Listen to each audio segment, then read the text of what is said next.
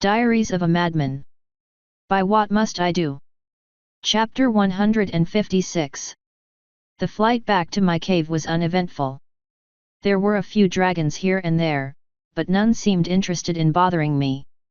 It felt weird to finally be basically invisible again, even if I did supposedly look sexier than average. When I finally got back, Spike was still gone. It wasn't quite night yet and I was too stressed to just lie down, so I found myself pacing around the cave.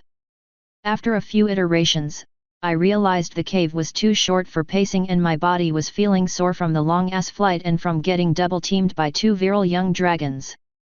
I kinda wish I had asked Brooke to help with that, but I didn't want to be around them for any longer anyway. Since I had nothing better to do, I decided to go check out the hot springs. I had a feeling they'd help with the aches and stress and maybe let me talk to a few of the local dragons. If Bahamut was having me followed, he was suspicious. I was hoping that doing normal dragon things would make him back off.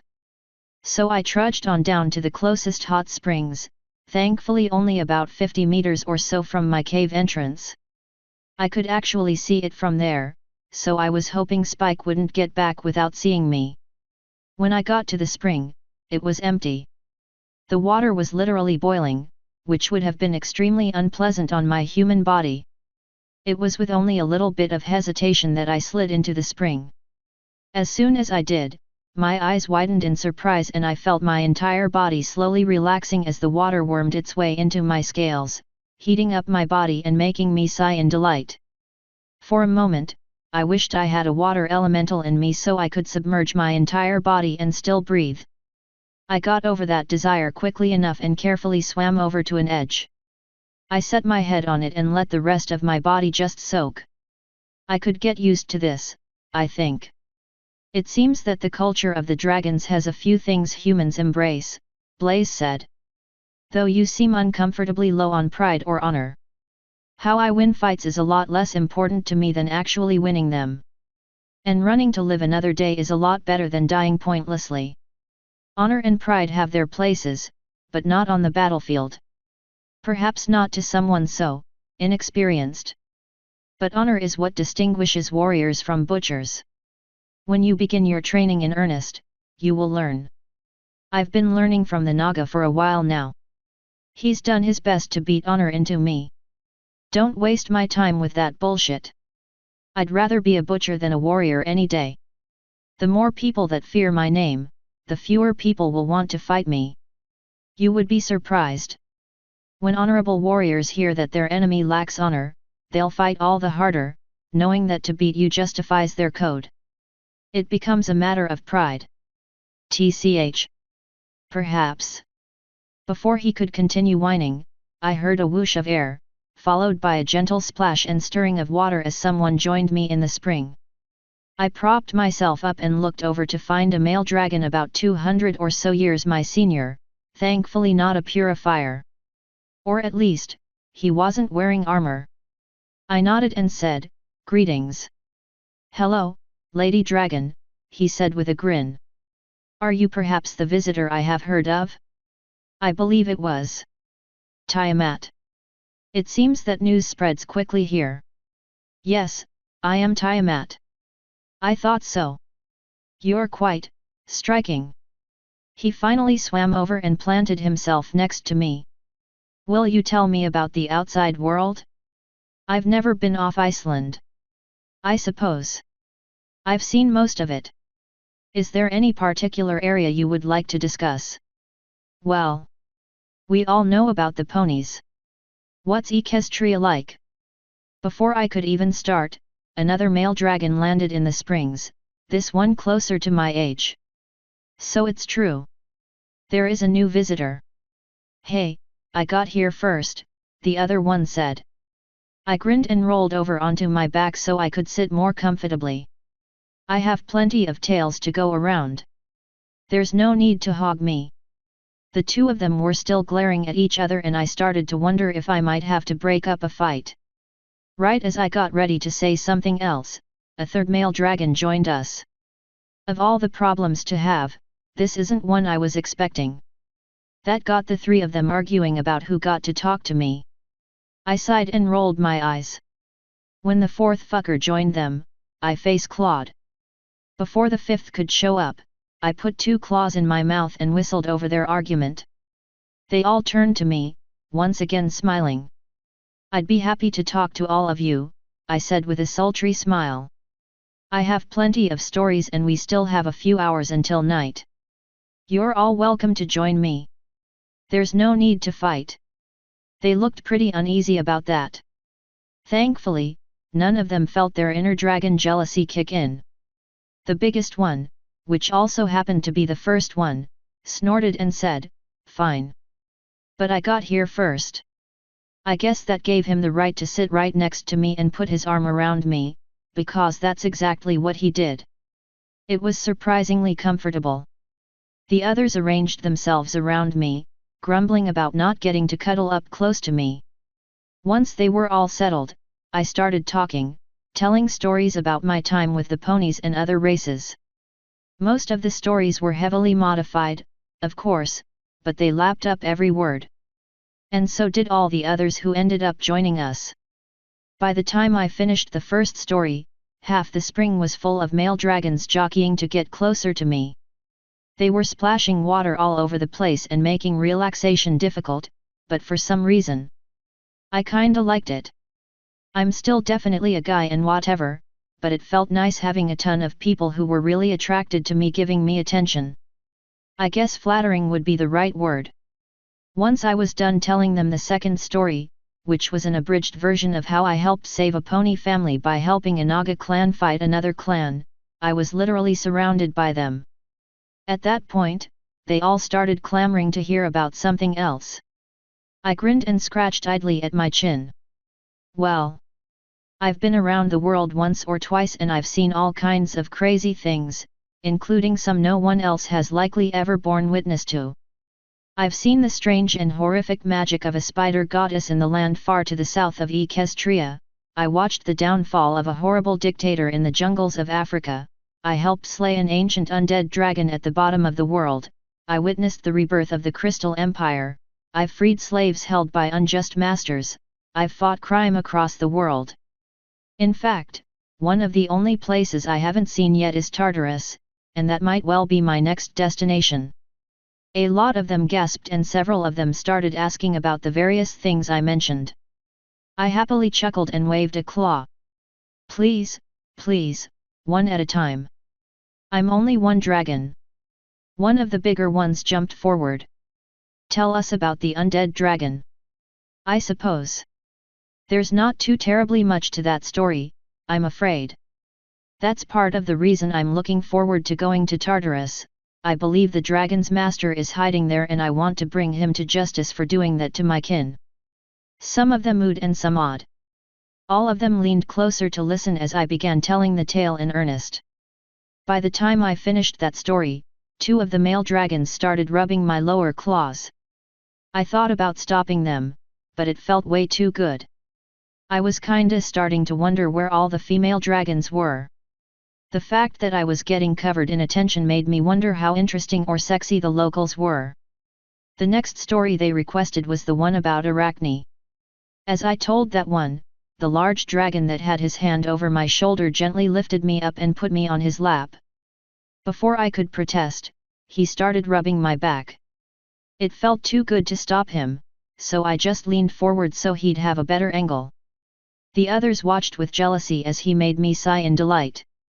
After the spiders, they wanted to hear about the Crystal Empire, since apparently that was a great enemy of theirs back in the day and some of them actually remembered hearing about their parents fighting Sombra. A few of the ones that were watching jealously left and almost immediately returned with a large variety of gems for me.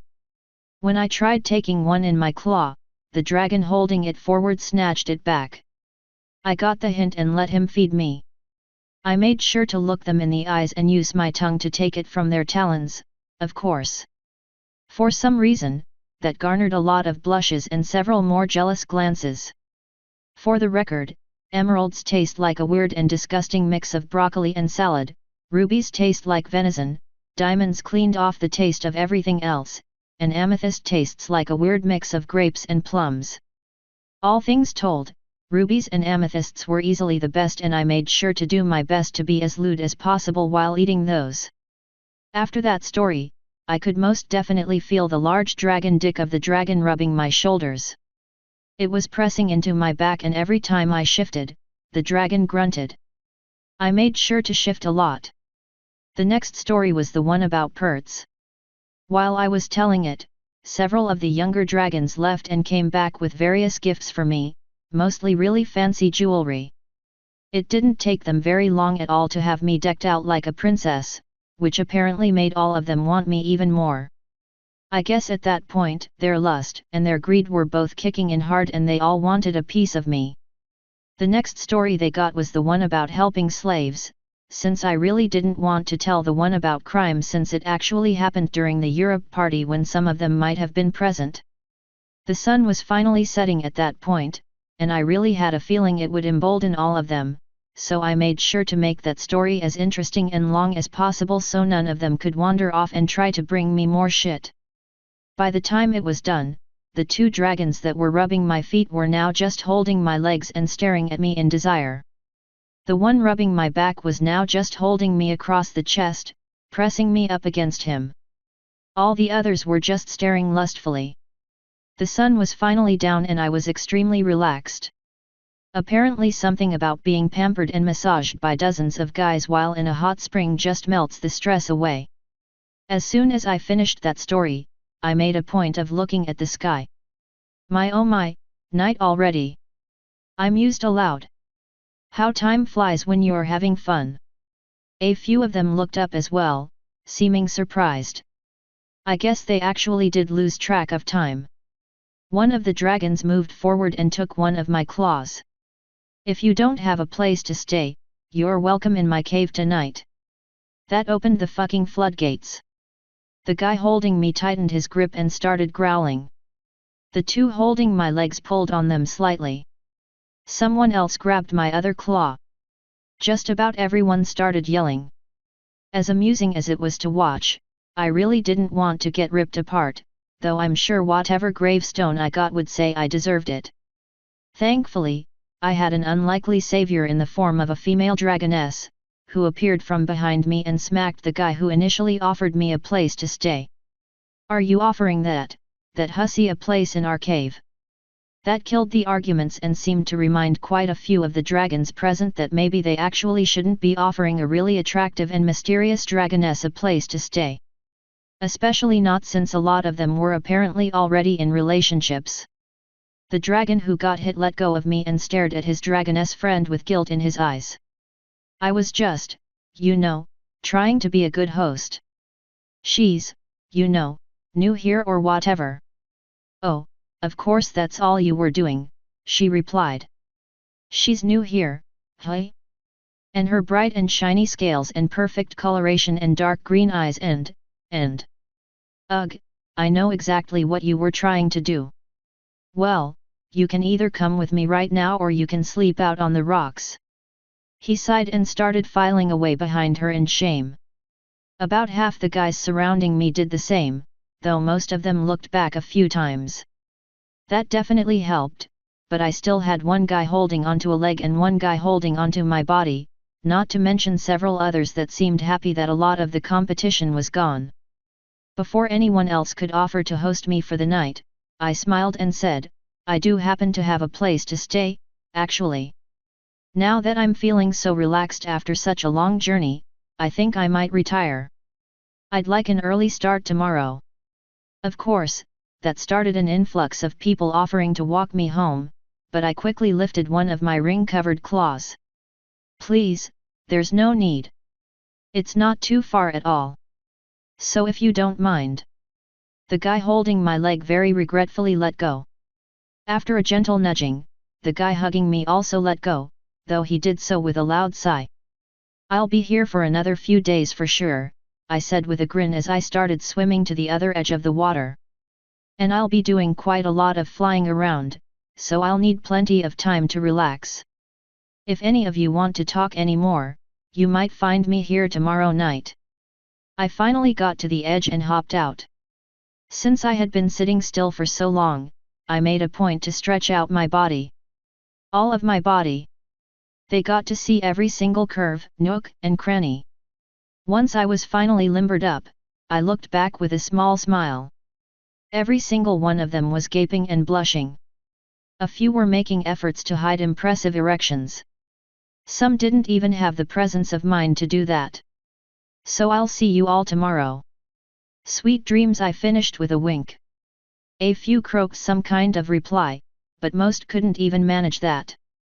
I turned back and started walking to my cave, shaking my tail quite a lot more than I had any right to. I think I might enjoy it here after all. When I got back to the cave, I found that it was still empty. It was fairly late and I still hadn't seen hide nor tail of Spike. A part of me was worried, but I honestly had a feeling there was no way I'd find him if I went out to look. If anything, I figured I'd probably just end up getting in some kind of trouble. That probably made me a shitty friend, but I was kinda tired and I did tell Spike that he would mostly be on his own, so instead of doing the right thing and going out to look for him, I went to sleep in a pile of the gifts the other dragons gave me. For some reason, it felt pretty nice to know it was all safe. When I first got to the dream realm, Twilight was still awake and Luna wasn't online. Instead, I started poking around some dreams. For some reason, there were an inordinately high number of red dreams around me. I decided privacy was for squares and started looking. Unsurprisingly, the vast majority of said dreams were about me. I decided to increase the number of red dreams.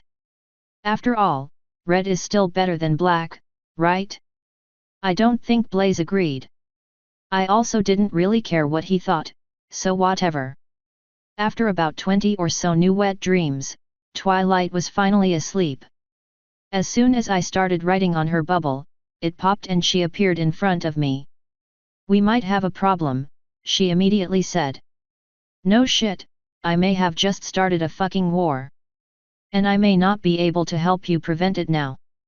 Something happened to Kot when she opened the last archive and she passed out. Diagnostic spells picked up nothing. She was wearing your ring and using your key, so she shouldn't have activated any magical traps. I left the ring and key with Doppel and Spider and teleported out with her immediately. They got the books we needed, but they couldn't figure out how to make the key work, so all the doors are unlocked now. If Celestia gets suspicious, she'll notice what we did immediately. Fucking. God damn it. Has she woken up yet? No. Shit fire. I closed my eyes and thought about Kot. When I opened my eyes, I was still looking at Twilight. She's not dreaming. She closed her eyes for a second as well before opening them and shaking her head. I don't understand. She was wearing the ring. How could this have happened? Well, the ring doesn't protect against non-magical traps and I don't think the key blocks them either. Celestia may have put some kind of poison needle in the lock that activated when it was opened. No, my diagnostics would have picked it up and healing her would have fixed it, or at least had some effect. As far as I can tell, she's brain dead. Not even Cascade can get a response from her, according to Aqua. She's still breathing, but this is literally the opposite of what we fucking need right now. God damn it. Did you at least get any information out of the books? Some. Not nearly as much as I need, though. I'm not positive about this since they've moved around so much, but I believe I know the location of around 50 of the eggs, along with who the eggs originally belonged to. Their parents, I guess. But there are hundreds more I haven't accounted for yet. I'm going to keep looking tomorrow, but at this point, I don't know where else to search.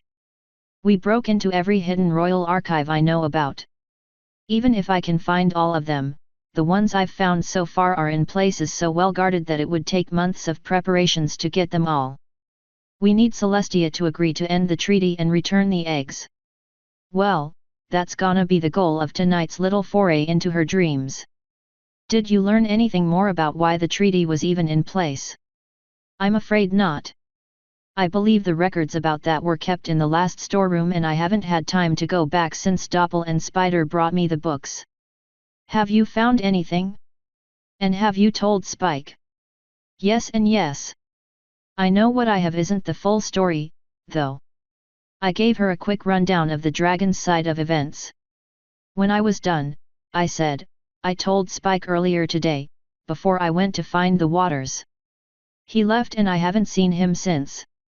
I know I need to find him and talk to him, but at the moment, I got a few bigger fish to fry. She closed her eyes and thought for a moment or two before shaking her head. He's not asleep. I hate that you had to tell him, but I understand that it was for the best. I just wish I had known. I could have done so many things differently. We both could have. Celestia has a lot to fucking answer for. I'm gonna try and get answers from her tonight, but I imagine Spike and I will also confront her when we get back. Hell, this whole fucking mess is her fault anyway. If she had just told me everything that happened, I wouldn't have brought Reginald back. If Bahamut takes over, I imagine she'll get her just desserts. It's just a shame she'll probably take the entire planet down with her. You don't think it'll come to that, do you? I really fucking hope not. I'm in too tenuous of a situation to contact Reginald at the moment. Bahamut's having me followed by his cultists. I can't ask him to leave. What about in his dreams? That is a very good point. I thought about him, but my head didn't turn. Looks like he isn't currently asleep, but that doesn't mean anything. But anyone who sleeps for years at a time might not be able to really adjust back to sleeping one night at a time. It's possible he'll be awake for months. Until he sleeps, all I can do is present the facts as they are to Celestia and hope that she sees reason. Do you know if she'll be falling asleep anytime soon? She shrugged. Celestia's been sparring with Blaze all day. It's kept her so occupied that breaking into the archives was easy. What you said to her last night really set her off. I did let her know that you needed to talk to her tonight, but she didn't say whether or not she'd accept you. Did you maybe mention that the fate of the world might literally depend on it? She blinked a few times. No. I guess that probably would have been the way to go, hey. God damn it, Twilight. What's done is done. I'll lock her dream down before I enter and force her to talk to me, if I have to. I really hope I don't have to. Where is Kot right now? She's back on the ship. I found Black Fate and Zekora. They're taking turns watching her. If she's not awake by morning, I'm going to contact Athena. I'll try to keep you updated, but if Celestia finds out what we're doing with the books, I might not be in a position to talk. How would she stop you from dreaming? I don't want to talk about it. If that happens, you'll be on your own. I don't think anyone else on your crew has the abilities and knowledge required to find the eggs. Maybe Watcher, but he's traveling north to the Crystal Empire. What the fuck is he doing up there? Research into Tartarus. The library up there hasn't been censored as heavily by Celestia. He's hoping to find more information. Gord is going to head that way in a few days to pick him up and trade. Man. We really dropped the ball on this one, hey. She sighed and shook her head. It wasn't your fault, Nav. There's no way you could have known what their response to seeing Reginald would be. As you said, this is almost entirely Celestia's fault. If she hadn't hidden so much of history, we could have known. Reginald also shares a good chunk of the blame, because he didn't tell you nearly enough of the story. As it stands, I imagine you would have been much better off just going alone. You could have found the fire elemental today and flown back tomorrow. Hindsight is 20/20, or so my people say. I thought it would be nice for Spike to learn who he was. I don't think any of us were expecting his life to be such a lie. Do you think you'll be able to help him find his parents? I honestly don't know. He looked so incredibly lost and broken when I told him the news.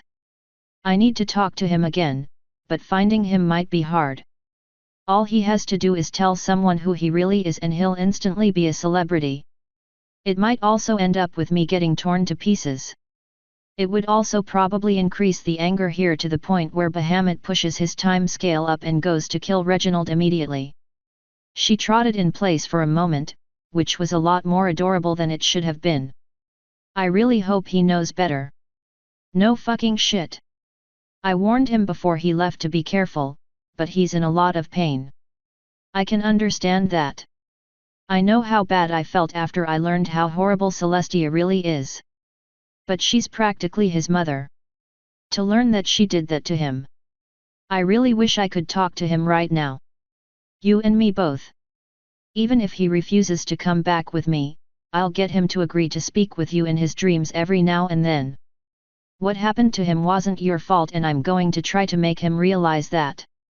She floated over and hugged me. Thank you, Nav. And thank you for being there for him when I can't. Of course, Twilight. I'm always happy to help you. Aqua can suck a big fat one, but you're totes cool. She sighed and pulled away. What did she do this time? She beat the shit out of me. Her head tilted slightly and she said, Aqua says you're hugely overstating. She slapped me 3 times. The first time hurt. The second time really hurt. The third time threw me a few meters backwards into the ocean. Then she tried to choke me. She did not have a reply to that. Yeah, I fucking bet. I love all that talk about how Flo abusing me is horrible and about how I should be free to make my own choices. Really makes me wonder what else that harlot is lying about. Twilight's eyes flashed blue and Aqua sweetly smiled. I am not your elemental, Navarone. Oh yeah, keep justifying your physical abuse. That's how Flo started, you know. She had to justify it to herself at first. But after enough time, it was just reactionary. I'd do something and she'd immediately hit me without a word. I wonder how long it'll take for you to take her place, slapping me around whenever I do something you don't like. She smirked. Oh, I believe my point has been made. I highly doubt more will be necessary. Keep talking shit if you want, Aqua. Once you aren't useful anymore, we'll see who has the last laugh. Elementals might be strong, but I guarantee that I have a few friends who are stronger. Perhaps. The future is a very uncertain thing, Navarone. I've lived long enough to know that better than you ever will. I bet I could find enough air elementals to have this bitch locked away again. That was a thought for later, though. Either put Twilight back in control or I'm leaving. She blinked and her eyes opened to their normal purple hue. Your elemental is an abusive piece of shit. I'm going to have a very long talk with her about what she did to you, Nav, Twilight slowly said. Good. On a whim, I thought of Celestia and found myself looking at a white bubble. Celestia's asleep. Do you want to be there when I confront her? No. I don't want her to know that I know yet. With luck, I can get the key and lock the archives back before she realizes. Get some rest, then. It's time I get some answers. Be careful, Nav. You really hurt her last night. What you said was true and it did need to be said, but that doesn't mean she was ready to hear it. Or that you couldn't have said it in a better way. When she finds out that you told Spike the truth and that she might have a war on the horizon, she is not going to be happy with you. I'm not looking forward to this conversation. She sighed and floated up to kiss me again. For luck. Before she could pull back, I grabbed her head. Sorry Twily, but I'm gonna need all your luck for this one. Hope you don't mind. I pulled her closer and actually made out with her for a minute or two. When I pulled away, she looked pretty pleased with herself. Happy to help. Good. Now get some sleep. It's time. She nodded. I'll talk to you later, Nav. With that, she disappeared and the bubble reappeared. I hopped over to Celestia's dream and summoned the defenders. Lock this dream down, I said. Nothing but me gets in or out. They surrounded it and pressed their hands against it. Well, here goes nothing, I quietly said before jumping in. When I appeared in her dream, it was to blackness. Before I could move, she said from behind me, "What is the absolute worst thing you have ever seen, Nav? Celestia, we really need to talk." Shh! Something caressed my back and then I felt her breathe into my ear. "Tell me the worst thing you've seen. In person." Of course. There were a lot of them, but one in particular came to mind. Probably the dawn of the morning Miguel and I took that cat town. It seemed like half the city was on fire. We could hear screams everywhere. I didn't even know blood really had a smell, before then. But it was shed so thick that day it burned itself into the back of my mind. Between that and the fire, it was hard to breathe. You got there on the tail end of that one. You didn't get to see the horrible shit show it was. Why? My hooves are not as clean as you think they are. With that, I could suddenly see. I beheld a massive battlefield, spanning several miles in width. She and I were a few hundred meters in the air, looking down on it. I couldn't really hear much of anything where I was, but I didn't really have to. I couldn't really tell who was fighting whom. All the ponies were working together, so it was obviously after Celestia reunited them. They were fighting alongside changelings, so it was before relations fell apart. It looked like they were mainly fighting against minotaurs and dogs, though I noticed a good number of unicorns and pegasi running sorties for both sides, along with dozens of mercenaries of other races. Before I could really get a grasp of it, Celestia forced me to look at her with magic.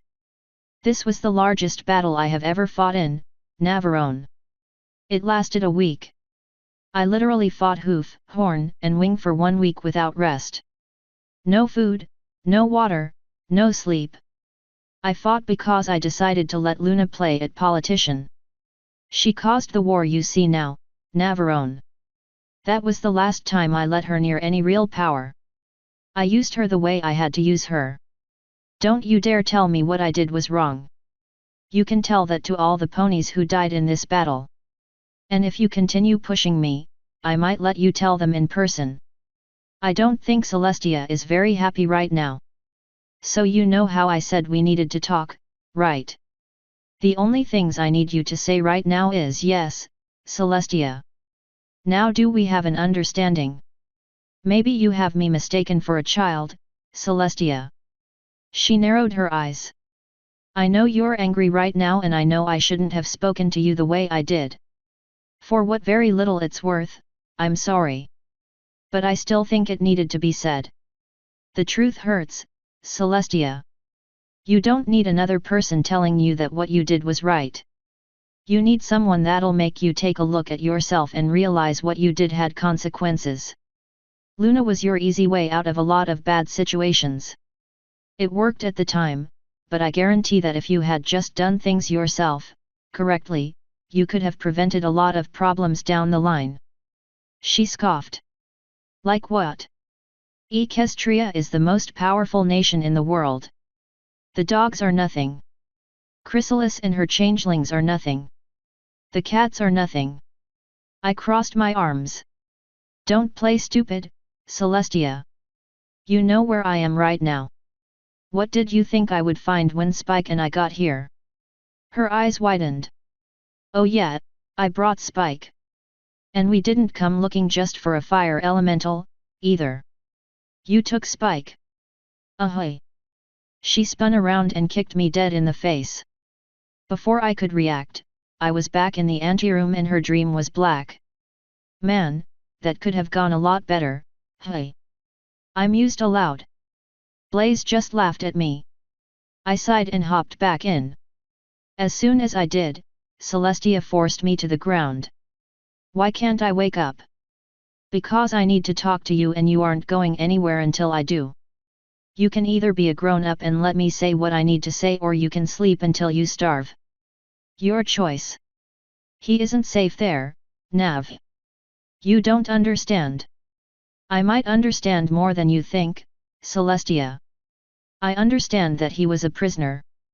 I understand that you were experimenting on him like a goddamn animal.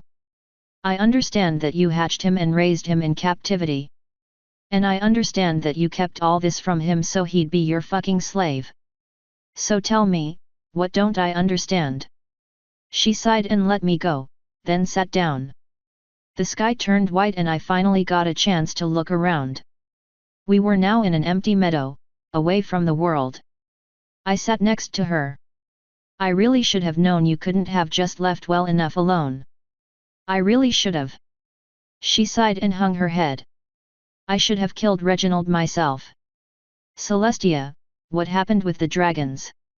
Spike and I got part of the story, but we didn't get the whole thing. He's awfully pissed and I'm kinda getting there. Reginald ditched us as soon as we got here and we got trundled off to meet some badass motherfucker named Bahamut.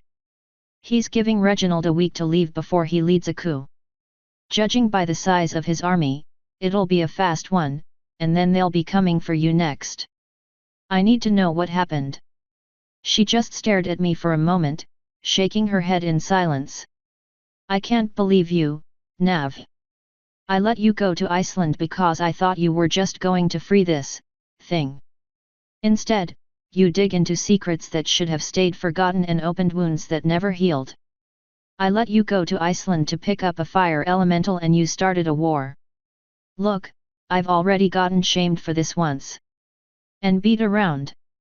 You could have prevented this by warning me and asking me to not bring Spike, but you thought keeping it secret was too important.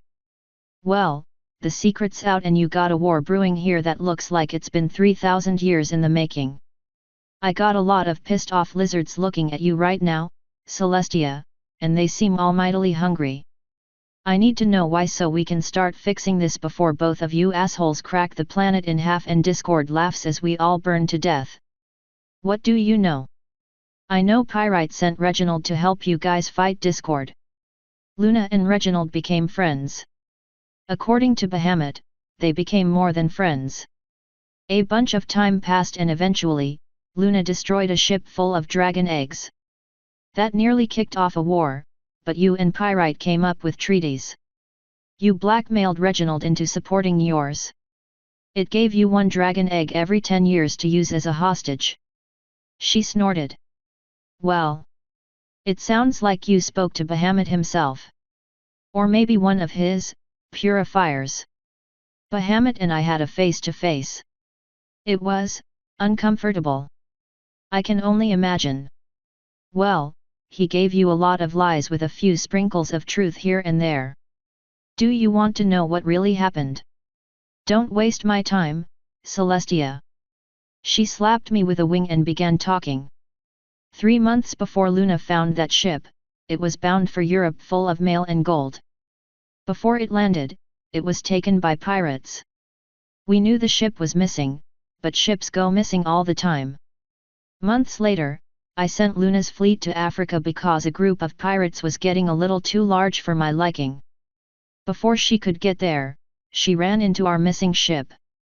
It tried running, but one does not run far from Luna, not when she's angry. She captured the entire ship, its crew, and its goods. It was hauling one dragon egg, bought fair and square. I'll give you one guess as to whose it was. If you're saying that, I'm gonna go out on a limb here and say it's Bahamut's. Bingo! He sold one of his fertilized eggs to pirates for a huge amount of gold. That is the ship that Luna intercepted. It had one egg and she didn't sink it. I kinda got a feeling Bahamut didn't like someone finding out that he sold one of his own eggs. You are correct. The dragons have always had a code, though it was never official until he made it so. Looking after other dragons is the first thing on it. He sold one of his own children into slavery and Luna had proof. He was absolutely not happy. Before we could fully process what we had on our hooves, he was calling us egg-breaking murderers and trying to instigate an all-out war to cover up what he did. Luna presented the proof to Reginald, who took it to Pyrite. In the end, Pyrite and I both did write treaties, but Reginald knew that the only way to stop Bahamut from seeking revenge was hostages. If we had eggs to hide behind, we were safe. Bahamut's supporters would never move against us. Bahamut alone would have tried, but he knew he was no match for Reginald and Luna together. So to stop a potential war, Reginald talked Pyrite into signing my treaty. It's absolutely horrible, but it's the only way to stop Bahamut from killing us all to hide what he did. Why didn't you tell all of his supporters? If you showed them the proof. After the treaty was signed, we tried. Reginald went back and tried talking to Bahamut's primary supporters, but Bahamut found out and ambushed him before he could make it. Luna actually teleported in when she realized what was happening and she managed to barely save Reginald. She took him back to their old stronghold in the Everfree, where he slept for hundreds of years to recover from the battle. She wanted revenge, but I forbade her from going near Iceland. Wow! Indeed. I had hoped Reginald's return would be the beginning of mended wounds for Iceland. It appears that I might have been mistaken. That's a word for it, yet. Bahamut built an entire cult around the Dragon Code. You're their Satan. Half of them want to murder you horribly. The other half wants to watch. Reginald coming here kinda woke all that hate up and made them remember how much they really don't like you. So we got a week to fix this or make Reginald leave, which might put a band-aid on it for another few years. After that week's up, I don't think any number of hostages is gonna really help you. Especially not if they find out that you've been experimenting with them. I could have picked much better guardians for a few of the eggs I received. What happened with Spike was not something I ordered. They've moved around so much over the years that... Well, one accident is all it took before I had them all tracked down and placed under my own eye. One accident? Yes, Navarone. 1. Spike is the only one that was ever hatched. I counted the remaining eggs myself. I chose to raise Spike. In the event other dragons learned that I had hatched one of the eggs, I wanted it known that I treated the prisoner with the utmost of respect. My plan for Spike was to raise him to maturity, then tell him the truth and send him to Iceland with proof of what Bahamut had done. If he came out as one of the hostages, the purifiers would treat him like a god. I was hoping that if he had proof that Bahamut instigated the war to hide his own wrongdoing, that he would lose all of his supporters. Well, we're here now. I kinda get the feeling no amount of proof could undo some of what I'm seeing. I think they're out for blood. And you took Spike with you. Please tell me he's safely with you.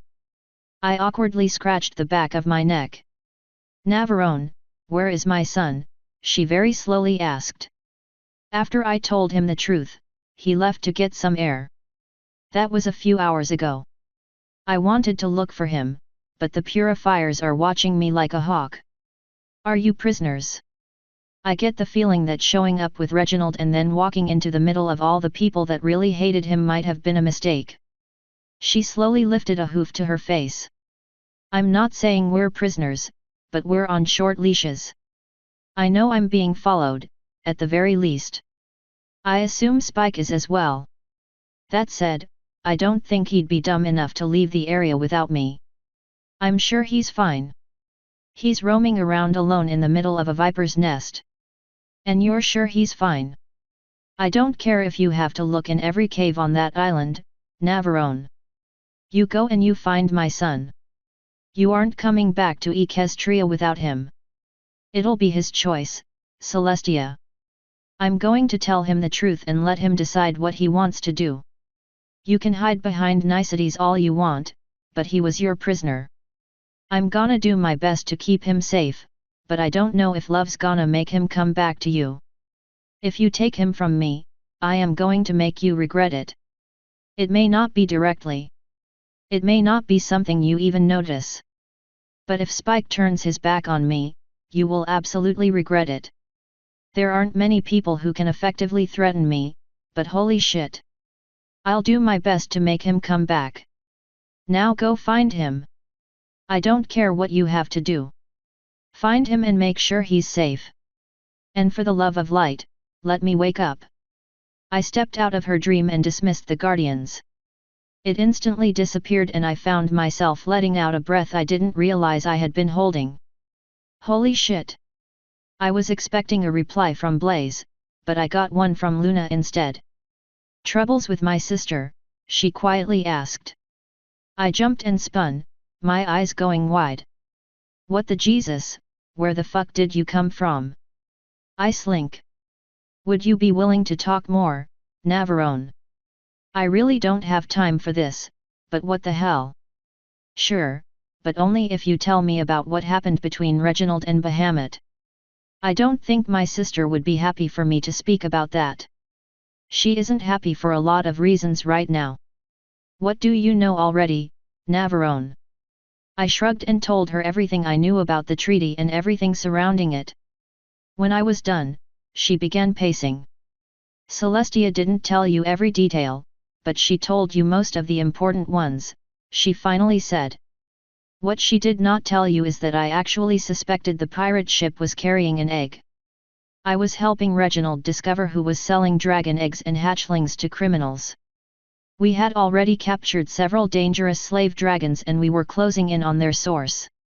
I happened upon that ship while I was on the way to the pirate stronghold to get more information. Once I had the ship, the egg, and all the prisoners to back me up, we presented everything to Pyrite. Unfortunately, his mind was too addled to be of use. He had enough supporters that he was able to stop Bahamut from attacking us, but he couldn't make Bahamut's supporters back down. The treaty was Reginald's idea. His reasoning is that we already had one egg as a prisoner, the one that Bahamut had originally sold. It was working pretty well to keep them from attacking us, so he was hoping that more of them would keep us safe as time went on and Bahamut's power grew. That sounds like a huge clusterfuck. It was. Reginald went back after the treaty was signed to attempt to convince Bahamut's supporters of the truth. He was waylaid and used a talisman I gave him to call for my help. I came in time to save him, but I wasn't powerful enough to teleport him back myself. Celestia came to my aid, but only on the condition that I leave the dragons to their own devices and never help Reginald again. She stopped pacing and looked down. The rift she drove between us is a very significant part of why I later fell to the darkness within myself. Wow! And have you told her that? She flinched back and looked up at me, eyes wide. No. Honesty's a hell of a drug, Luna. You should tell her. She thinks that you don't blame her for what you've become. You should tell her the truth. I could never. She would. Do what? Lock you in Tartarus and throw away the key? You're already at rock bottom, Luna. You ain't got nowhere to go but up. Way I figure, honesty's a pretty good way to start your new life. And burying some of those skeletons you got in your closet's a pretty good second. That sister of yours is a real fucking bitch. I reckon it's time you should let her know it. Her ears flopped down. I'm not. I couldn't. You are and you can. You're not a little filly anymore, Luna. You're a grown-ass mare. You don't have to obey Celestia anymore. You aren't even a princess anymore, so there's no need to hold on to decorum. You could waltz right up to her, slap her across the face, and tell her what an absolute piece of shit she is and there's nothing anyone can do to stop you. You may not be as strong as she is anymore, but who cares?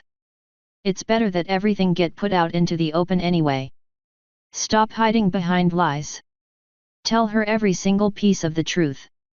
Make her truly understand what she put you through. If she ever cared for you, even a little, she'll listen and in the end, she'll be happy that you told her.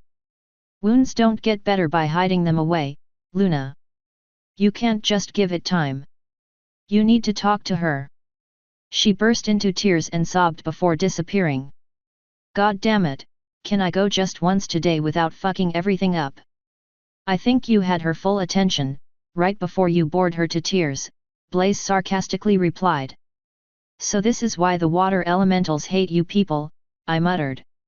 I find myself wanting to help you less and less as time goes on. At this point, the only thing keeping me going is wiping that smug look off Aqua's face. I despise Mist for what she did to me, but by the flames, Aqua is such a bitch. Lock me in a room with both of them and I'm not sure which I'd try to kill first. It's amazing how many bonds form because of how much of a witch one woman is, Nav. Love you too, honey buns. He sighed in disgust. I had a feeling that finding Spike should probably have been on the top of my to-do list after what Celestia told me, but I'm really bad about priorities. So instead I looked around for Twilight's dream to see if I could update her. She was no longer asleep, which gave me a bad feeling in my gut. But it left me without other options, so instead, I left the world of dreams and fell into a fitful rest. If I remembered any of the dreams, they probably would have been nightmares. When I finally woke up, I got to immediately move something from the top of my to-do list to my done list, because Spike was right there in front of me, chomping on sapphires with Cumini, of all dragons. Man, I am the best at dragon wrangling, holy shit. 2 for 1, bitches. Both of them looked over when I sat up. "'Bout time you woke up, Tiamat," Spike said. "All right, so Cumini doesn't know I'm me. It's getting pretty late. Cry me a river, Spike." "Who is this?" "I am Cumini," my ex-dragoness friend said. "Why are you traveling with Spike?" "Because he needed help to find his way home." "It seems the two of you are acquainted." "We are," she said. "He never mentioned you."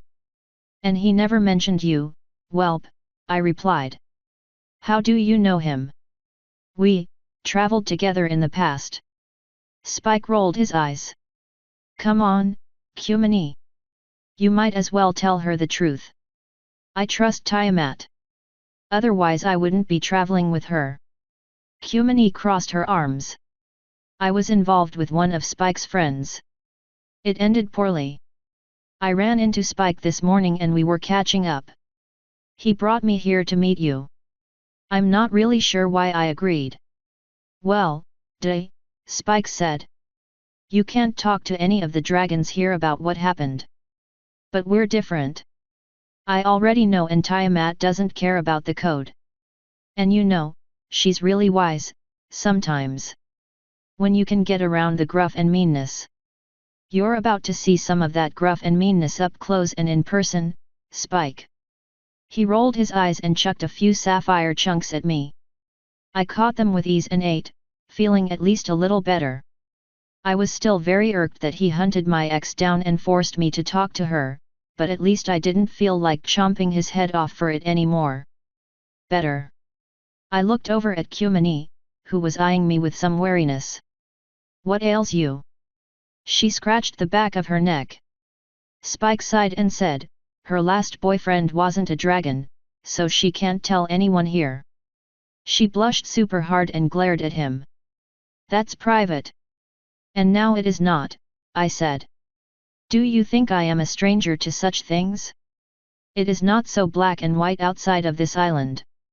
Purifiers are very close-minded. There are some perks to other species when you are young. Not many, but some. But you said this relationship ended poorly. I take it your beloved met a bitter end." "He wasn't my beloved. I thought he might have been when I first met him, but I realized that might have just been my heat. When it ended, I realized that I may have made a mistake. We all make poor decisions when we are in season." She shivered slightly and nodded. "Yeah. But as time went on, I never really came to a conclusion one way or another. I really liked him, but I felt, I dunno, we weren't really meant to be. He was a whole lot smarter than me. I like being dumb muscle sometimes, but not when it's for the one you're supposed to love. I dunno, that road just seemed to lead to a bad place. Well, Celestia and Luna showed us all where that one can go. I am no stranger to unpleasant memories. I sense you haven't told me everything." Cumini sighed and looked at Spike again. He nodded. Her shoulders sagged and she continued, looking back at me. "The guy I was with changed. A lot. He wasn't happy with the change. And when I should have been there helping him adjust, I selfishly thought about how it would affect me. That began driving us apart. In the end, he found himself trapped in a place I couldn't follow. Instead of even trying, I gave up and abandoned him. When he needed me most. I wasn't there. I failed him and I want to apologize. I don't want him to love me, but I don't want his last memory of me to be as someone who abandoned him. Then you should find him and apologize. The world may be a big place, but you are a dragon. You have the resources to find him. Do it. She looked away. Spike put a hand on her shoulder and looked at me. She's afraid too. That made her blush even harder and she smacked his claw away. Fear is the mind killer, I said. I know how you young ones think. In your mind, you stand in front of a door of possibilities. You want to open it. The only thing stopping you is a worm at the back of your mind, making you doubt. Will you stand in that doorway forever, wondering what could have been? Or do you turn that handle and go to the other side? Will you wallow in regret and self-pity, or will you stand up and admit you made a mistake? Will you, who have lived among the purifiers all your life, allow your pride to stand in your way? Or will you see it for the weakness that it is and do the right thing? That mindset is wrong. Regret is for mortals, young one. We are dragons. We are eternal. You do not stand in a doorway of possibilities. You are already on both sides. You do what you want, regardless of what the purifiers tell you. There is no choice in the matter. To be a dragon is to want and then to do. You want to apologize. Stop pretending there's something stopping you and go do it. It took both of them a while to work up the nerve to reply.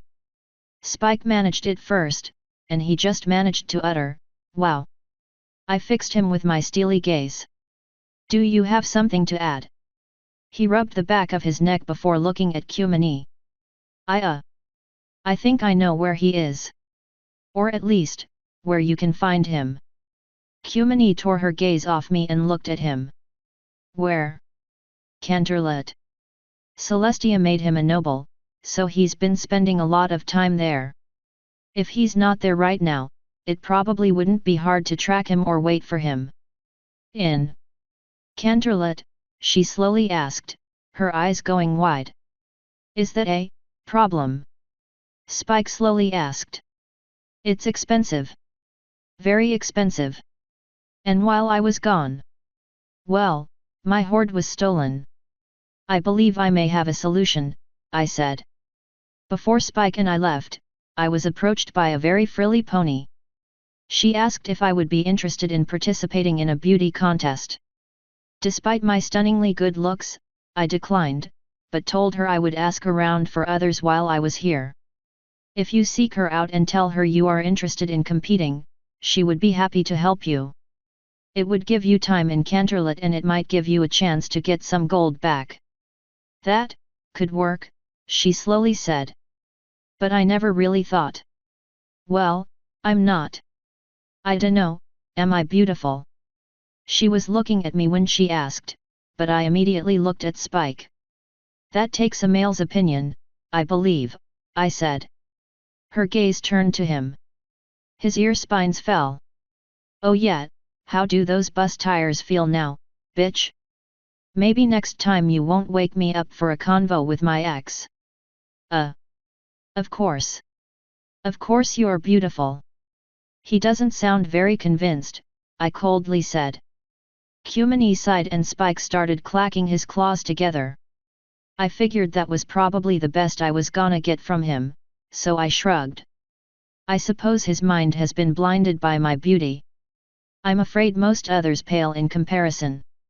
For what little it's worth, I happen to believe your form is fair, though I admit it's not quite matured. Were you of age, I would be happy to ravish you. Is that a little too creepy? Whatever. At least there's that, she muttered. Regardless, there is more to beauty than looks, I said. The pageant she is building looks at other aspects. It is for all races, after all, so actual looks matter far less than the other parts. I did not get all the details, but I'm sure she would be happy to explain everything. I advise you put your affairs in order as soon as you can and go before she finds another dragon to fill the spot. All right. What's her name?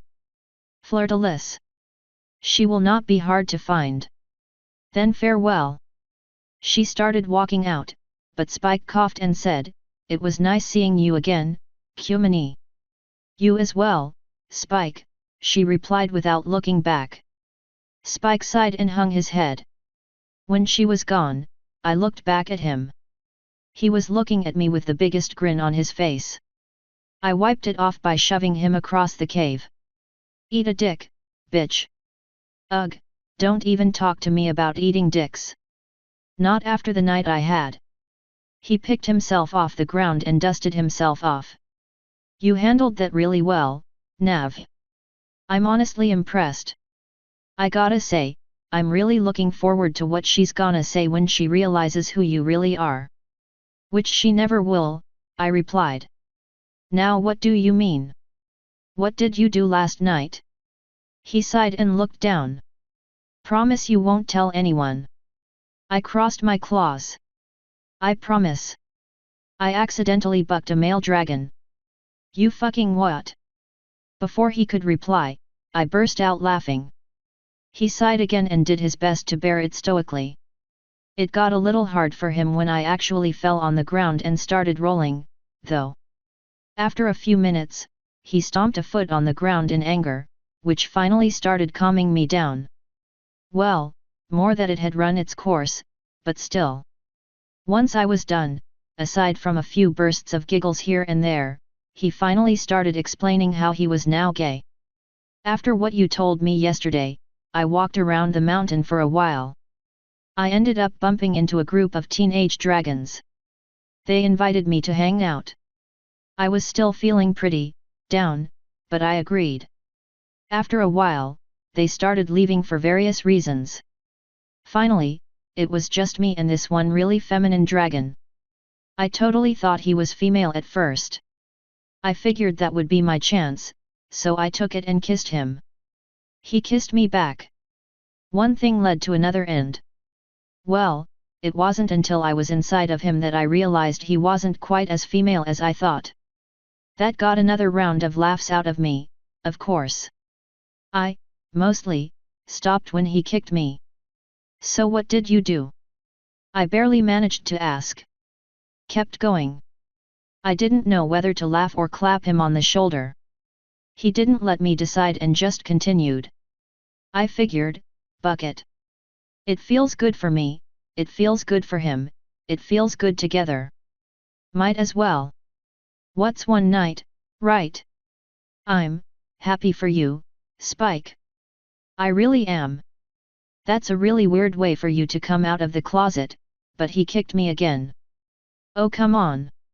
I know you're mad now, but goddamn dude, this is fucking hilarious. You're gonna tell this story all the time in 5 years, I promise. Yeah well, it's your bucking fault. Why didn't you tell me all the differences between male and female dragons, hey? Alright, I'll admit my part of the blame.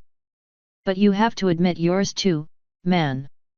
You're telling me that you spent a few hours with this guy and you legit did not realize it was a dude? The entire time?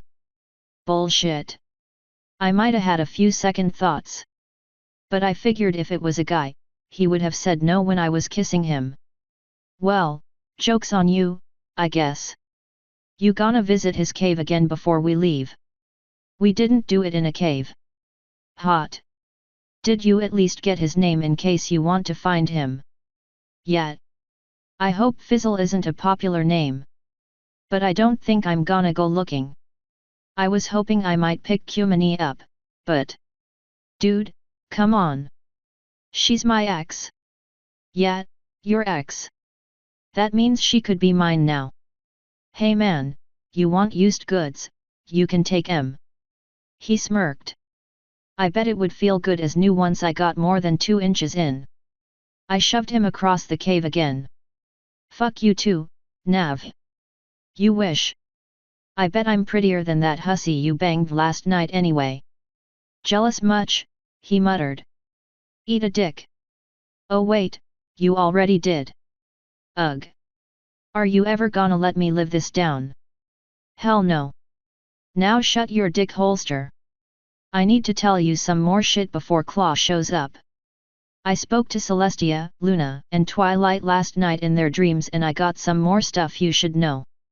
I thought we were gonna confront Celestia, together. Maybe I didn't make the urgency of what's going on clear, Spike. We have less than a week to solve this crisis before the world basically ends. And I don't mean that figuratively, I mean that literally. Bahamut is going to kill Pyrite and then Reginald and then destroy Equestria in less than a week unless we can find a way to stop him.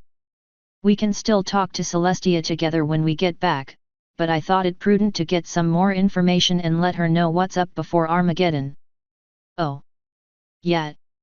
According to Luna, who no longer feels any loyalty to Celestia and has no reason to lie to me, what Bahamut told me yesterday was a crock of shit.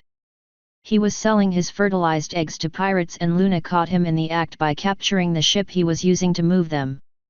He got super pissed because he knew that would be the end for him. Luna told Reginald, Reginald told Pyrite, Pyrite managed to stop Bahamut's supporters from doing anything but couldn't convince them of the truth. Bahamut was still super pissed and wanted to start shit. Reginald knew the only way to stop him was to give ponies more hostages. It was a pretty shitty solution, but it was the only way to stop a full-blown war between the ponies and dragons. After it was signed, Reginald tried to convince Bahamut's supporters of the truth, but got his shit kicked in. Luna barely saved him. Celestia also told me that what happened to your egg was 100% an accident, not at all something that she ordered, and that she decided to take responsibility as soon as she found out. She raised you as her son as a means of repentance for what she allowed to happen. She feels very guilty about it and absolutely does love you like a son. According to her. Dude, you know Celestia and I don't always get along. And you know she's good at lying. But the absolute fury in her voice when I told her that I had you with me and the fear she had when she realized you were in danger. She loves you, dude. No ifs, ands, or buts about it. You are her son. I'll let you do whatever you want with that info. But my advice is to go back to her. Family is who you make it, not blood. But, you can find my family, right? My blood family. Twilight is working on that now, I said. She was able to find records for about 50 of the eggs, including all of the locations in which they were stored and who their parents were. We can cross-reference that with where she hatched you and find out who they are. He jumped across the room and hugged me. It shocked me for a moment, but I hugged him back. It might take a few days, but we'll find out who you really are soon, Spike. Thank you, Nav, he whispered. Spike, I want you to know that no matter what we find, I'll be there to support you. We aren't leaving this island until we know the truth, one way or another.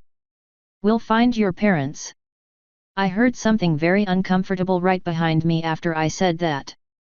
Namely, the clearing of a throat, followed by Claw's voice. Perhaps we can help you with that, he calmly said.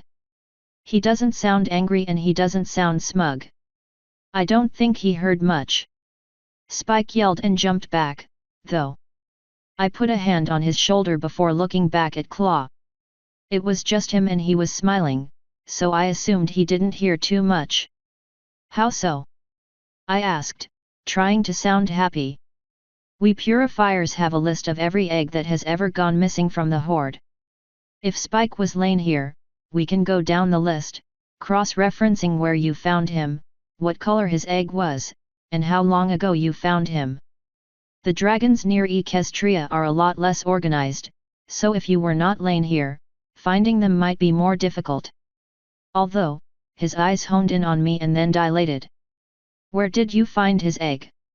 Was it perhaps hidden in Equestria? If so, his eyes looked back down to Spike. If so, we would have very many questions for you both. It was not, I very quickly replied. I was flying over the ocean one day, a few hundred years ago. I saw a pirate ship attacking a pony ship. I tore the pirate ship apart. Before it sank, I found a dragon egg on it. The ponies interrogated the only survivor and found out the egg was sold to them. He didn't know who sold it. I took it as payment for help and brought it to the equestrian dragons for safekeeping. Something happened and his egg was hatched. I met him later and decided to help him find his home. His head turned back to me, though his eyes lingered on Spike for just a moment before meeting mine. And you lied to me. For that, you have my apologies, I said. But again, I am very ignorant of the Iceland ways. Spike's egg was sold to slavers. If he was sold, him returning would be proof of that. If the parents found out, they might set out to kill him to keep the silence. I wanted to find them myself and then learn more about them, so I could tell if it was safe to let them meet him. I did it solely for our safety, and did not mean offense. Now that I know the code of the purifiers and I had a chance to speak it over with him, I was going to tell you the truth. Fat fucking chance of that. I see. You will remain here. Spike will come with me. Oh boy. I know more about his past than he does, I quickly said. He might not be able to tell you everything. I believe we will get enough. Spike, come. I tried not to sigh and instead looked at Spike. He seemed a lot more nervous than I wish he would, and that made me resolve to teach him to hide his reactions better. Ah hell, who am I kidding? I'm just gonna die soon anyway. Go on, I told him with a smile. He slowly walked up to me and hugged me, placing his head right next to mine. Kick his ass, he whispered. Well, here we go. Claw, may I have a word with you in private, please? No, you may not, he said. Now, Spike. I pushed Spike back, bared my claws, and slashed right for Claw's face. He jumped back, then roared and charged. I shot out of the way, but he hit me with his tail on the way past, his spikes just barely missing my face. I turned and grabbed him by the tail, avoiding the spikes, and pulled back. His claws dug into the stones, but I was just strong enough to dig my claws in and snatch him anyway. He slid back nearly a meter so he was facing me again, so I finally decked him in the jaw. He barely flinched and that's when I remembered that bludgeon damage on scales doesn't work so well. He reacted by biting my neck, digging in and drawing blood before I slashed him across the throat with one of my claws. He backed off, clutching at the wound. When he realized it wasn't too deep, he pounced at me. I dropped and he soared right over me, though scratched my back with his tail spines. I spun over to get up, but he managed to get on top of me, then forced my shoulders onto the ground. I started grasping around for something to hit him with. It would be a shame to kill you, he said. Tell you what, if you give up and let me rut you a few times, I'll let you live and just give you to Bahamut. How's that sound? Like a bad pickup line, I said before spitting blood into his face. He shrugged just in time for me to smack him in the face with a chunk of sapphire I ripped off the wall. He bit his tongue and showered my face with his blood. His grip loosened enough that I could break free and grab his head. Before he could resist, I shoved it onto the wall right as the sapphire grew back, impaling his snout with a gem. He immediately flopped on top of me. I took a shuddering breath before pushing him off of me. His body was fused to the gem. As I watched, the sapphire turned blood red, then all of the other chunks in the wall followed. I pushed myself away from the wall, clutching at my throat. Spike was staring at me in terror. Nav, what are we gonna do? I don't fucking know, Spike. This was your goddamn idea. What the fuck now? I just murdered a cop in the middle of cop fucking heaven, Spike. What the fuck did you think we were gonna do next? Just walk outta here dripping fucking blood. I'm not fucking staying. Are you? God damn it. Help me up, fuck. He ran over and pulled me up. When we get out there, you don't say a single goddamn word, Spike. Not howdy, not hi how are you, not nothin'. You hear me, boy? Silent. Yeah, Yeah, I got it. I clutched at my neck wound and shivered. Fuck, this shit hurts. Remind me to be a pacifist in my next life, Spike. Your next life's probably gonna be coming soon, Nav. I don't think you'll forget. Yet. We finally got outside where, predictably, a crowd had formed, a small number of which were purifiers. They all stared at me, dripping with blood. One of the purifiers stepped forward, the largest and the only one wearing a different style of armor. What just happened in there, visitor? He very coldly asked. Welp, time to make up a lie and make it up quick. I finally let myself burst into tears, which was really easy because of the pain. That bastard tried to rape me. The crowd started talking, some yelling accusations. One of the purifiers ran into the cave while the bigger one stepped closer. What did he say? What did you do? He said since he was a purifier, and his job was to guide me and help me in any way, that he got to use me. How could you purifiers do this? That is a lie, he shouted, slamming a claw on the ground. Bahamut would never allow such a thing. And a purifier would never do something so dishonorable. Before I could reply, the purifier that ran in shambled out, looking beyond horrified. What is in there, purifier? She impaled a purifier on a sapphire. The entire crowd started gasping in horror and the large purifier's mouth dropped. What she said is true. Spike yelled. He said if she didn't let him rut her, he'd kill her. So much for being silent. The crowd was still very undecided. Apparently killing someone on a gem was a really bad thing. The big guy finally nodded. You will be coming with me to Bahamut, he said. Both of you. So you can rape me too. I yelled, my eyes going wide. I made sure to take a step back, trying to look as scared as possible. The crowd gasped and the big guy seemed taken aback. I would never do such things. You said that about him. He sighed and slumped. One of the female bystanders yelled, purifiers raped her last night. She stepped forward into the center of the crowd. She flew off shortly after she got her cave yesterday evening. 2 purifiers followed her. 2 hours later, they flew back, talking about how easy it was to make that visitor dragoness put out. I thought it was strange, but then she flew back several hours later, looking broken and lost, and went straight to her cave. I didn't want to believe it, but it did happen.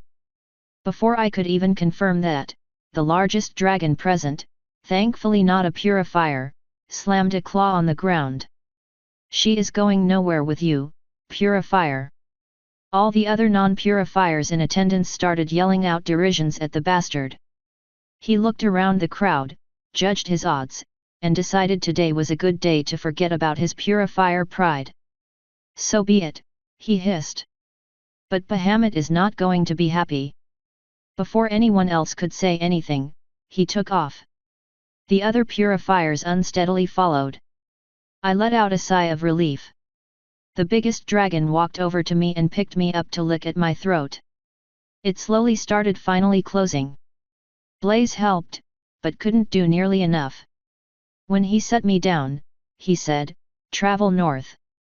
Pyrite is far, but if you are lucky, you can make it. He is your only chance. Good luck. Thank you, I said, grabbing Spike's hand. Before he could say a word, I took off, flying as north as I could go, carrying Spike in my arms. If we live, I am never coming to Iceland again. He didn't reply. Since I was really in a hurry, I pushed my wings as hard as they could go. We managed to make it about 60 miles before Bahamut himself caught up to us. The first thing I saw was a flash of darkness as something passed over us. Then Bahamut was there, less than 50 meters away. I flared my wings up, stopping in place. Where do you think you are going, murderer? He asked. It was self-defense. I lied. You are coming with me or I will end you. Die now or die later. Fuck it, later it is. Very well, Bahamut. I choose to trust that you will make the right decision. Oh, I already have. He flew over and snatched me and Spike both before soaring back south. Spike started crying. I really wanted to join him. We made a lot better time back. Being carried by someone fucktuple my size helped with that, I imagine. He flew us straight to his cave and tossed us at 2 huge purifiers at the entrance. Take them to a private cell. No one but me is to speak to them. I will be by shortly. The huge dragons bowed and carried me and Spike into the cave. Neither of us really bothered to struggle. We were completely surrounded and the guys holding us could just crush us anyway. After a few minutes, they turned down an offshoot that led deeper underground. After a few more twists and turns, enough to make sure we got lost, they found a cell block. At the very end was a completely sealed iron door with only a few breathing holes. The one holding Spike opened it. They threw us inside and slammed the door. I heard a heavy latch going over it right after, then silence. Well, silence aside from Spike's crying. Are we gonna die? He whimpered. Everyone's gonna die, Spike. But we're still alive and I plan on both of us staying that way for a very long time. He crawled over to me and hugged me. All I could do was hug him back. So, any ideas, oh combat genius? I asked in my head. My suggestion is to do exactly what Bahamut tells you, exactly when he tells you. He could have killed you. He chose not to. There is a reason. So comforting. If you want to try fighting that beast, by all means. I won't be rooting for you, though. Fair enough. About 3 hours later, the latch on our door finally lifted and Bahamut stuck his head through. I could barely see the guards walking away around his neck. Who are you, Dragoness? If you tell me a lie again, I will break one of this whelp's bones. My name is Navarone, I said. I am good friends with Celestia. She told me all about the treaty. I see. If you desire to live to see another sunset, I suggest you keep what you know to yourself. The only reason you are still alive is because you are useful to me. I want Reginald dead as soon as possible. You are going to be my assurance that he does not leave. I hope for your sake he cares about you. I am going to take you to Pyrite's Mountain and inform Reginald that he can either face me or watch me kill you. Should he choose to die, you will live and become our newest female purifier. Well, assuming you want the whelp to survive, anyway. I'm sure you'll be so honored. You know, my odds are really not looking good right now. Fuck it. Can I make a counter offer? No. Well, it was worth a try. You drive a hard bargain, but I guess we'll do it your way. I'm glad you could see reason. Now come, or you will be dragged. I decided to follow. Spike huddled right next to me, pressed against my side. He led us back to the surface. As we walked, we quickly became surrounded by a large group of purifiers. All of them seemed to be heading to the entrance. When we finally got there, hundreds were present. Bahamut stood at the cave's entrance as the crowd slowly settled in front of him. Once things were quiet enough, he yelled, "Brothers! The dragon who betrayed our race has lived for too long. The one who sold our children in slavery to the ponies is in our grasp. It is time. And if Pyrite chooses to defend that monster, then he too is a traitor. Tonight, there will be a new Dragon King. Who will fly with me?" Every single one of them roared and several of them shot flames into the air.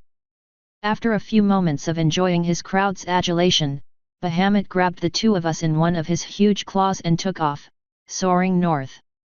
The going was much slower since he had to keep pace with a ton of smaller dragons, but we still made it with plenty of time left in the day. As we flew, my shocked brain couldn't help but wonder if Kumani got out before the mess happened. I guess it's weird where our minds go in times of crisis. When we finally landed in front of the huge volcano, my body was really sore from being held. Bahamut pushed me on the ground and put his claw on my back, then looked at Spike.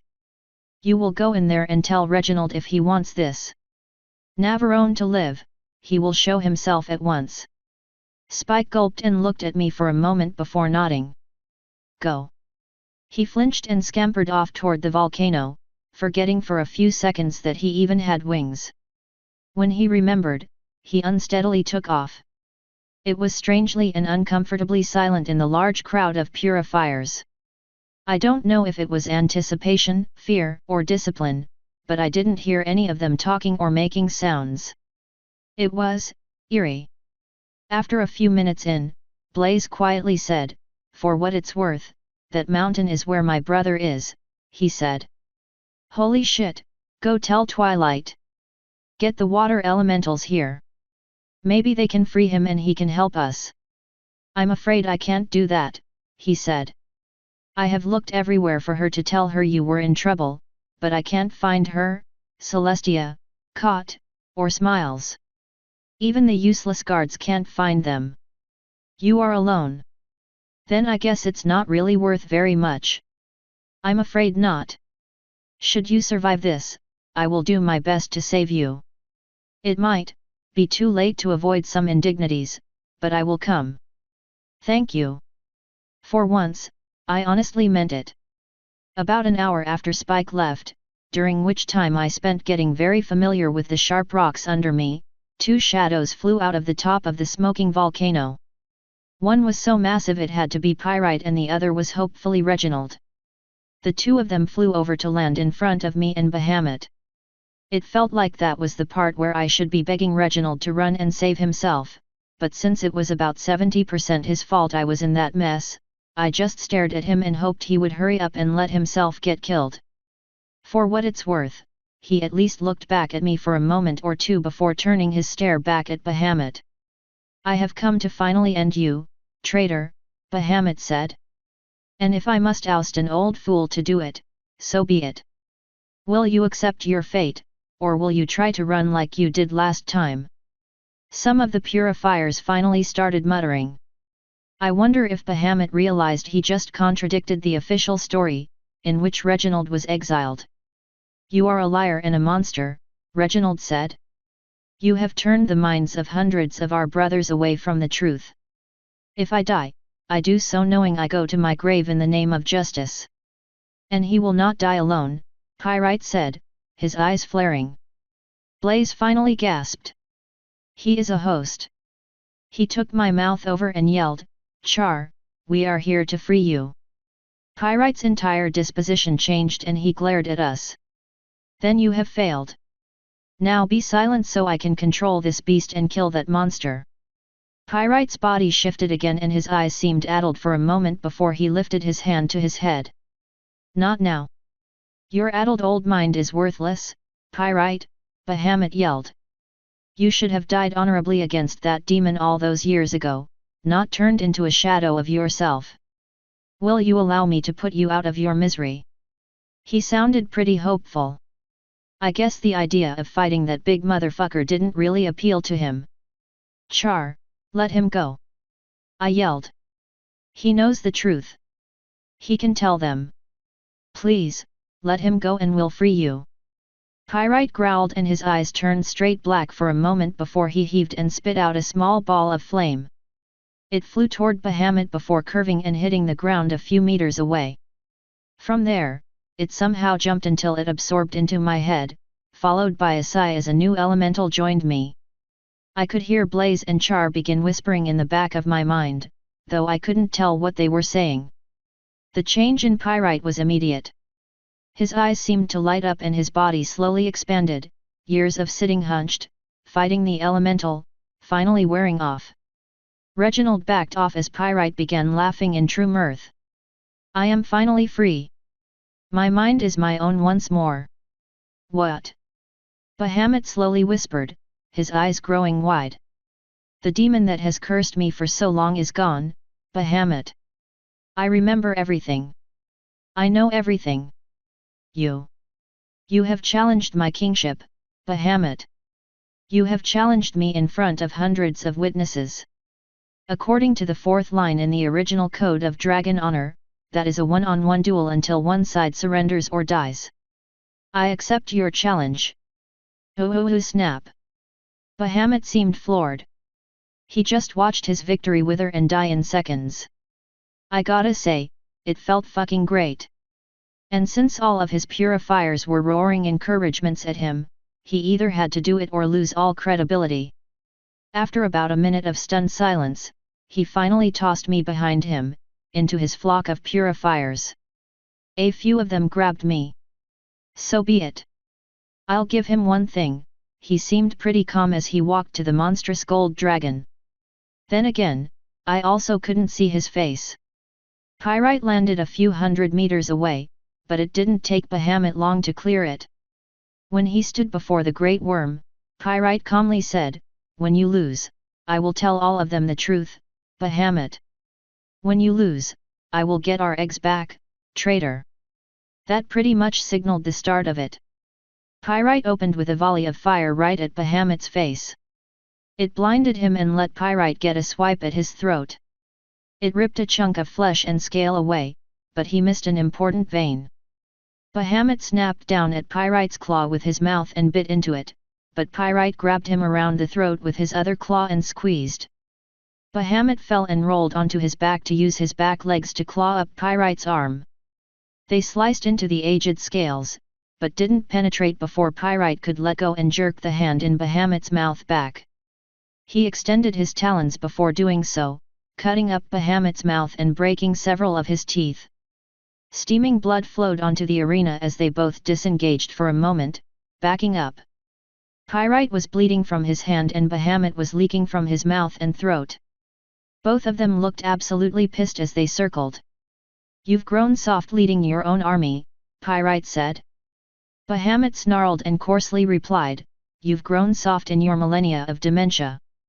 I am still plenty hard enough to put you down, Bahamut." In reply, the brown dragon rushed in with flames spewing from his mouth. Pyrite ducked and swept his body, releasing the spikes on his tail. Bahamut barely saw it coming and jumped. The spines still scratched open his stomach and it started bleeding, but he soared over Pyrite and then flapped his wings to take to the air. Pyrite spread his as well and jumped after him, sending loose dust and small rocks flying. Bahamut spun in the air and shot more flame at Pyrite before swooping in over him. He latched onto Pyrite's back and started scratching, trying to get through the scales or cut the wings. Pyrite reached back and grabbed him, tearing him off before he could dig in. Pyrite held him by the leg and flew up a few hundred meters before throwing the bastard to the ground, then dropping behind him. Bahamut caught himself right before he could hit the ground, but Pyrite slammed into him and forced him into the ground with a horrible cracking sound. The earth erupted around them, sending huge chunks of rock flying and cratering Bahamut into the ground. None of us could see them for about half a minute, when Pyrite flew out of the crater, carrying a limp Bahamut under him. He tossed the bastard our way with a grunt. "Your leader's challenge has failed. You will bow to me or you will meet his fate." As Pyrite was saying that, hundreds of dragons started soaring out of his volcano, over to us. I could just barely make out Spike sitting on Reginald's back, who apparently slunk off back to the volcano during the fight. Reginald and his cavalry landed in behind Pyrite, lining up to encircle us. They couldn't completely surround us, but the message was clear. The purifiers realized they didn't much care to try their odds, and all bowed. The ones holding me released me first, pushing me toward Pyrite. At that point, I was too fucked up to hold my feet up, so I just collapsed in front of them. Pyrite stepped forward, walking to the purifiers. "Brothers, my mind is finally clear. The damage the demon did to me is gone. Many of you know me. All of you know of me. Listen to my words and know them for truth. Bahamut has failed. He is unconscious. When he awakens, it will be to no supporters, one way or another. So listen well and decide your loyalties carefully. That's not gonna be a win, damn it." As soon as he continued talking, I let myself drift into the dream realm. Bahamut's dream was the only one there, and it was pure golden. I summoned 3 defenders and said, "Lock this dream down permanently." The 3 of them surrounded it and placed their hands against it. In moments, it was encased in what looked like lead. When I couldn't see gold anymore at all, the defenders moved back in front of me. "He will dream until death," one of them said. Dismissed. They vanished and I pulled myself back out of the dream world to catch the tail end of Pyrite's speech. "Now you know the truth. He betrayed his own child, selling him into slavery, and then tried to start a war to cover it up. He hid the truth from as many as possible, but enough of us knew that the only way to stop him was to put his pride on the line. He could never get support to fight the ponies with eggs on the line. But the treaty has a clause that only those who read it will know. I have the authority to cancel it at any time. Should you turn your backs on this traitor and join me, I will have our eggs back in a week." None of them really knew what to make of that. The vast majority of them grew up with Bahamut as their god. Even seeing him get his shit kicked in wasn't enough to dislodge their faith. Thankfully, either self-interest or reason kicked in and one of the larger ones finally stepped forward. "You have my support, Pyrite. And my apologies. There is nothing to apologize for, brother. You were misled, and now you see the light." The guy who stepped forward bowed. After that, a good chunk of the rest of the crowd also piped up, deciding that staying alive would be nice. I don't know if it was everyone, but it was enough.